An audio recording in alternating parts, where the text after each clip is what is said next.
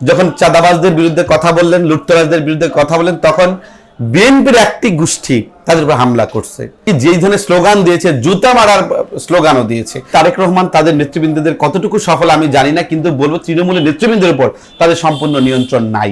একটি বৃহৎ রাজনৈতিক দলের গোষ্ঠী তারাই লুটতরাজ করছে। নির্বাচনে বিজয়ী হওয়ার মাধ্যমে কিন্তু দেশে আপনি সুশাসন ব্যবস্থা কায়েম করতে পারবেন। ইএফটি ফার্স্টের সাথে ট্রেড করুন যে কোনো জায়গা থেকে, ক্যাম্পাসে ক্লাসের ফাঁকে, ঢাকার জ্যামে বসে কিংবা ঘরে বসে। ট্রেডিং এখন হাতের মুঠোয়, তাই ট্রেড করুন যখন খুশি, যেখানে খুশি। আমরা অত্যন্ত দুঃখের সাথে জানাই, ব্যারিস্টার ফুয়াদ কিন্তু বাংলাদেশের স্বনামধন্য ব্যক্তি, যিনি টকশোতে বিভিন্ন জায়গায় সুন্দরভাবে রাষ্ট্রের বিভিন্ন দুর্নীতিগুলো তুলে ধরেন। কিন্তু অত্যন্ত দুঃখের সাথে বলতে হয়, উনি যখন ওনার নির্বাচনী এলাকায় গেলেন, যখন চাঁদাবাজদের বিরুদ্ধে কথা বললেন, লুটতরাজদের বিরুদ্ধে কথা বললেন, তখন বিএনপির একটি গোষ্ঠী তাদের উপর হামলা করছে। এমনকি যেই ধরনের স্লোগান দিয়েছে, জুতা মারার স্লোগানও দিয়েছে। এটা অত্যন্ত লজ্জাজনক বিষয়। আলটিমেটলি বিএনপি তারেক রহমান তাদের নেতৃবৃন্দদের কতটুকু সফল আমি জানি না, কিন্তু বলবো তৃণমূলের নেতৃবৃন্দের উপর তাদের সম্পূর্ণ নিয়ন্ত্রণ নাই। যদি নিয়ন্ত্রণ থাকতো, ফুয়াদ সাহেব নির্বাচন করবো, আমরা নির্বাচন করব, এটা কিন্তু তাদের চিরাচরিত চরিত্রের একটি জায়গা। আপনি দেখবেন কিছুদিন পরে আমাদের বিপিনুল হক নূর এলাকায় প্রচার করতে গেছে, সেই জায়গায় হামলা শিকার হয়নি? হামলা শিকার হয়েছে। সেই জায়গায় তাকে রাস্তা দিয়ে যেতে দেয়নি, রাস্তা দিয়ে কিলার বাহিনী দাঁড় করায় রাখছে এলাকায় ঢুকতে, তারপর সে ঢুকে তার সাহসিকতার সহিত, সাহসের সহিত।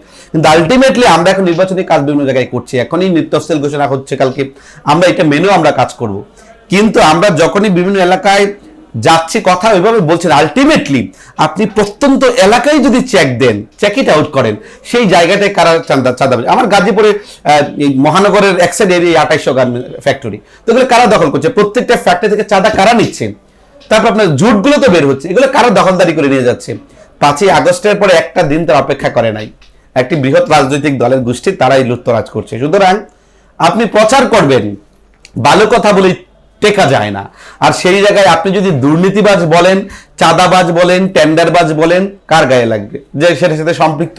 সুতরাং আমরা সেই বিষয়টা কিছু জায়গায় তুলে ধরার চেষ্টা করেছি। যদি আমরা আরেকটু বৃহৎ পরিসরে ছড়িয়ে আমরা ক্যাম্পেইন করি, মাস্ট বি আমরা রেহাই পাবো না। কিন্তু আমাদের লড়াইটা কি?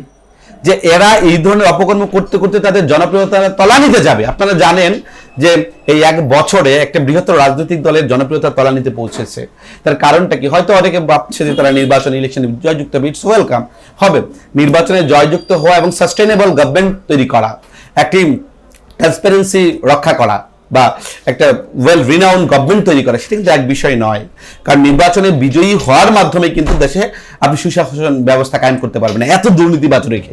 সেই সুশাসনের বিরুদ্ধে সবচেয়ে বড় অন্তরায় হচ্ছে একটি রাজনৈতিক বৃহৎ দল। এবং আমরা যদি প্রচারণা করি, আমরা প্রচারণা করছি, যখনই খালি ফুয়াদ ভাই তো বলে ফেলছে যে দুর্নীতিবাজ চাঁদাবাজদের বিরুদ্ধে আমাদের লড়াই চলবে, আমরা বলবো কালকে এই লড়াই শুরু করে দেবে। আমরা স্পষ্ট ভাষায় হাসিনার রক্তচক্ষুকে উপেক্ষা করে লড়াই করেছি, 11টা মামলা খেয়েছে, প্রত্যেকটা নেতৃবৃন্দ মামলায় জড়িত।